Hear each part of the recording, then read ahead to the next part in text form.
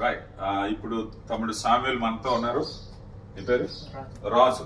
తమ్ముడు సామ్యుల్ ఇక్కడ కువైట్ లో కుర్తిబా కదా ఏరియా, కుర్తిబాలో చెఫ్ గా పనిచేస్తున్నాడు. ఎంత కాలం నుంచి పనిచేస్తున్నావు? 5 సంవత్సరాల నుంచి పనిచేస్తున్నాడు. తమ్ముడు పనిచేసేటటువంటి వంటగది ఎలా ఉందో చూద్దాం రండి. రైట్. మజ్బూసులు వండుతారా? మీరు బయట నుంచి తెచ్చుకుంటారు. మీరు ఏమంటూ వండుతారు ఇక్కడ? Machboos, chicken machboos, Leha machboos.